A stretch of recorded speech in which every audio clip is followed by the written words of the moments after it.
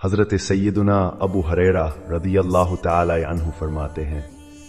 میں نے نبی کریم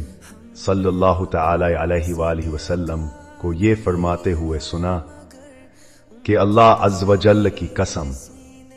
میں ایک دن میں 70 مرتبہ سے بھی زیادہ اللہ عز و جل کی بارگاہ میں توبہ و استغفار کرتا ہوں۔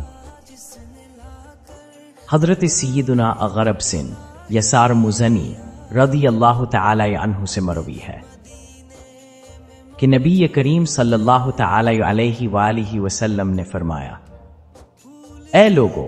اللہ سے توبہ کرو اور اس سے بخشش چاہو، بے شک میں روزانہ 100 مرتبہ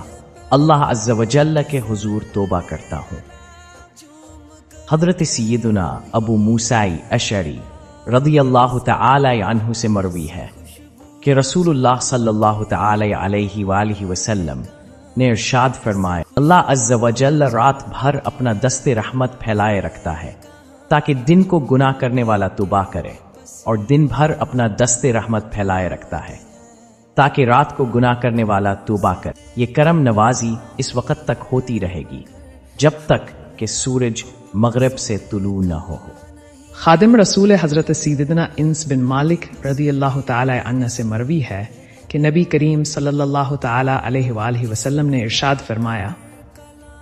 اللہ عز و جل اپنے بندے کی توبہ پر اس شخص سے بھی زیادہ خوش ہوتا ہے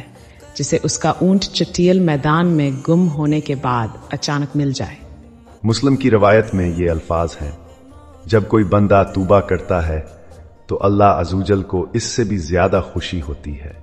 کہ جیسے تم میں سے کوئی شخص کسی جنگل میں اپنی سواری پر جائے اور سواری گم ہو جائے، اور سواری پر اس کا کھانا اور پانی ہو، اور سواری کے ملنے پر مایوسی ہو جائے، وہ ایک درخت کے نیچے لیٹ جائے، پھر اچانک وہ سواری اس کے پاس کھڑی ہوئی ہو، وہ اس کی مہار پکڑ لے، پھر خوشی کی شدت میں یہ کہے، اے اللہ عز و جل،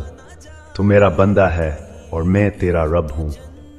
شدت خوشی میں اس سے الفاظ الٹ ہو جائیں۔ سبحان اللہ عز و جل۔